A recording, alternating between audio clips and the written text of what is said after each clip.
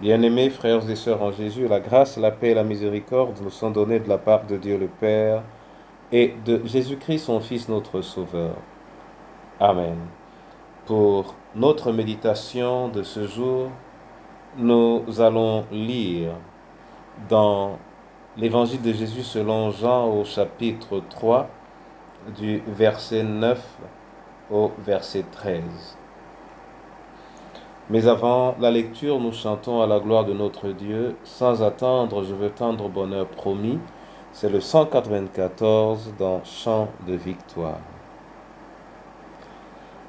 Sans attendre, je veux tendre au bonheur promis.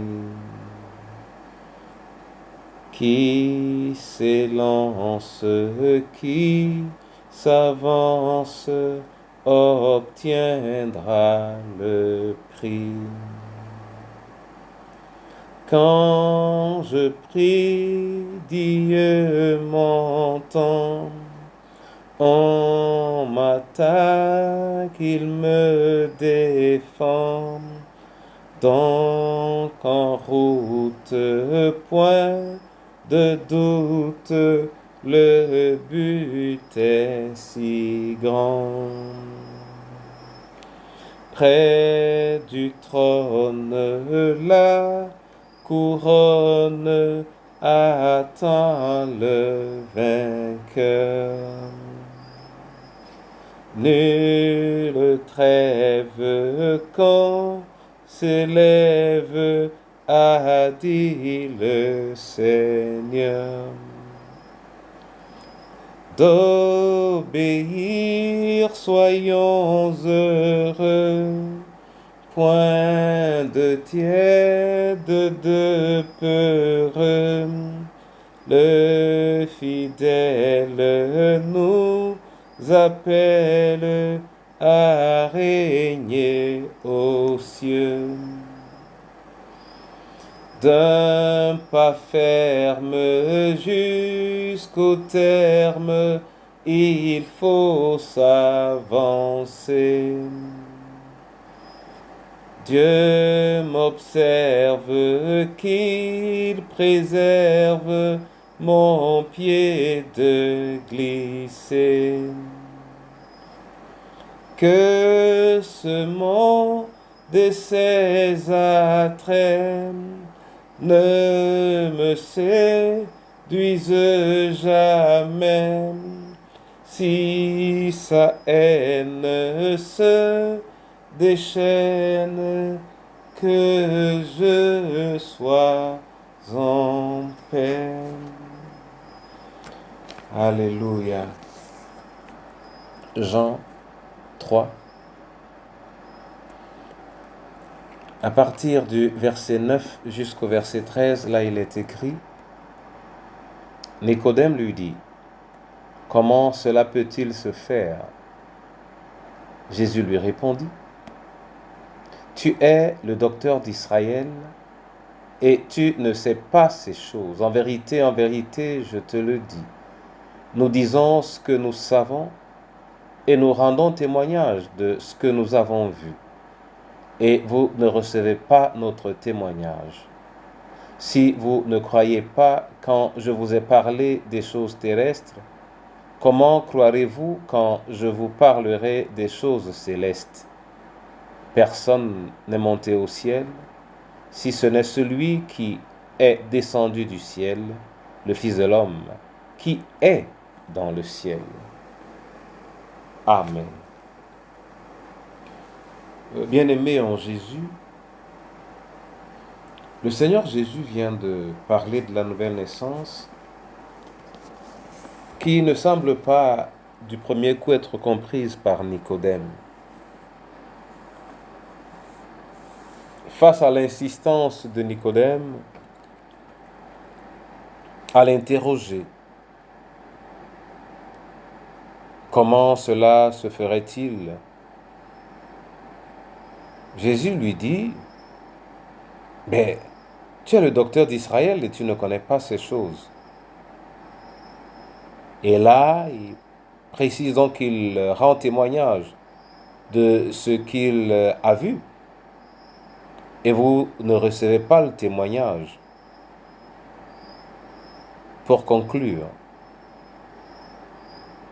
si vous ne croyez pas, quand je vous ai parlé des choses terrestres, comment croirez-vous quand je vous parlerai des choses célestes?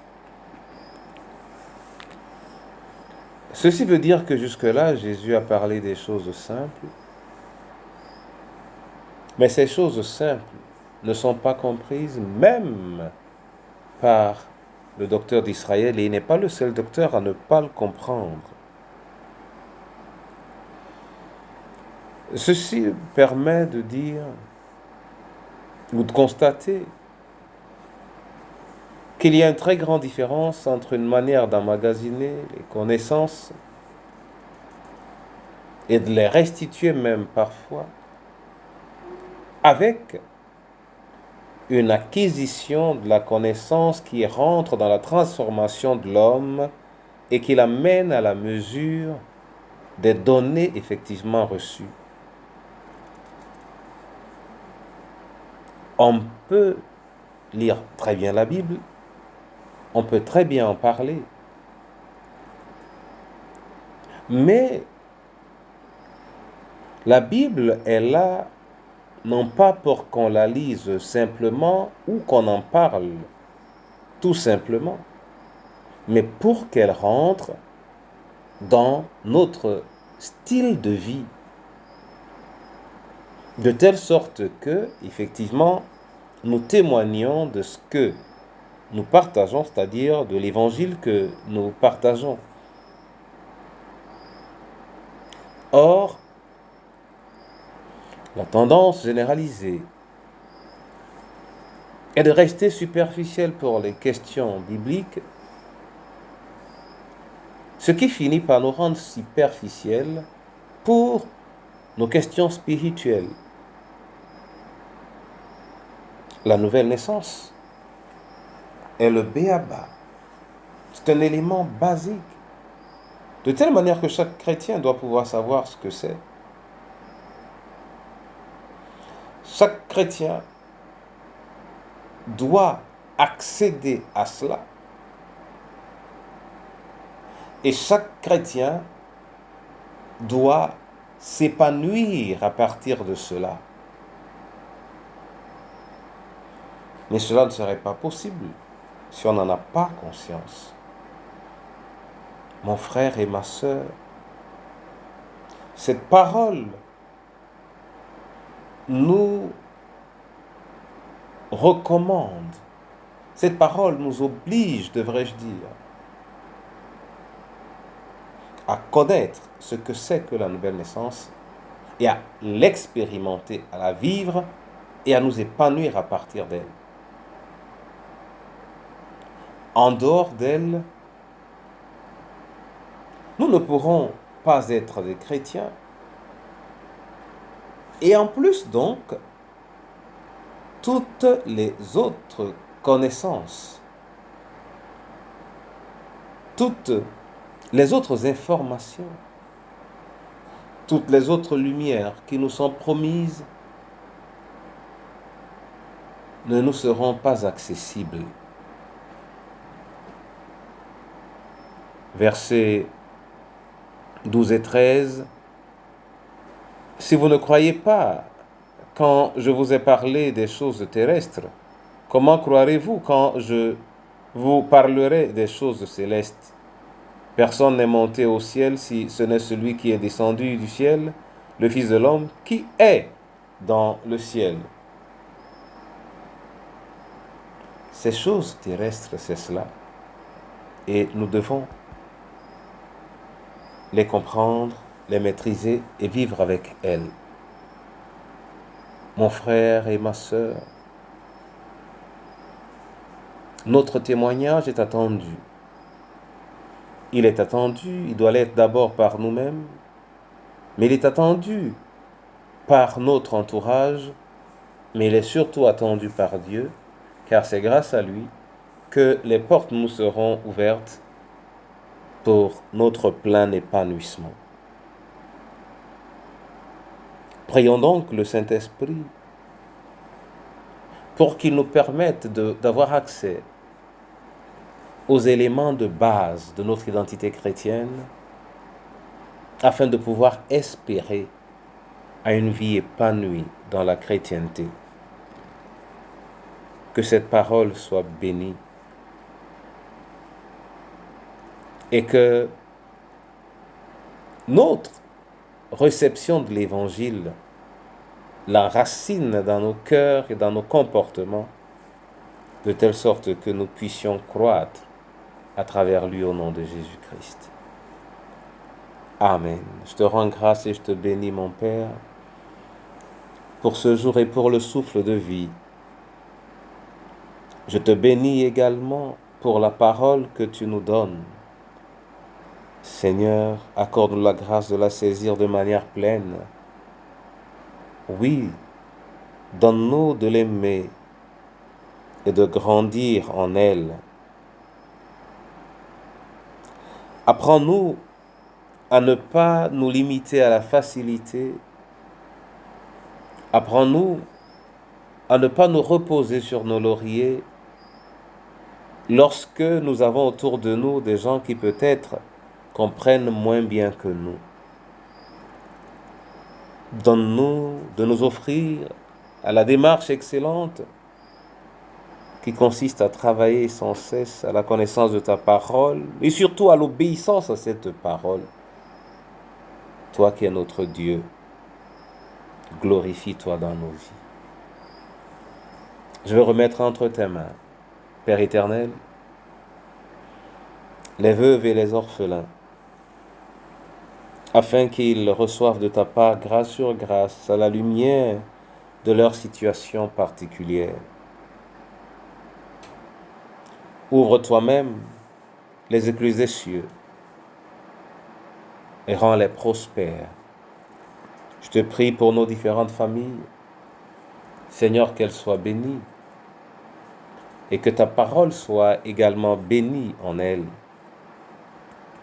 Je te rends grâce pour ton Église qui a été fondée à travers le sacrifice de Christ et qui vit à travers ton Esprit Saint. Sanctifie et purifie-la, Seigneur. Sanctifie et purifie-la, Seigneur. Sanctifie et purifie-la, Seigneur.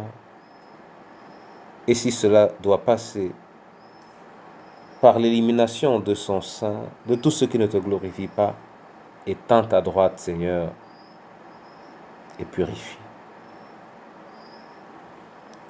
Entre tes mains, je veux remettre ce jour, jour merveilleux, jour de vie. Ouvre-le à chacun d'entre nous,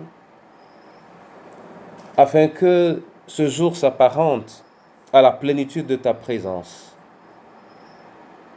Et pour tous ceux qui ont eu la grâce de l'avoir ce jour comme jour particulier et mémorable, donne-leur la double portion de ton onction, afin que leur lendemain brille et s'éclaire, que tes grâces abondent, Seigneur, et que ton amour soit notre richesse. Oui, au-delà des épreuves, nous allons arriver. Au-delà des chutes, nous allons nous relever et nous élever, parce que ta droite est tout à côté. Sois magnifié, sois exalté. Toi dont l'amour n'a pas de limite, maintenant et à jamais. C'est dans le précieux nom de notre Seigneur et Sauveur Jésus-Christ que je te prie et que je te rends grâce. Amen.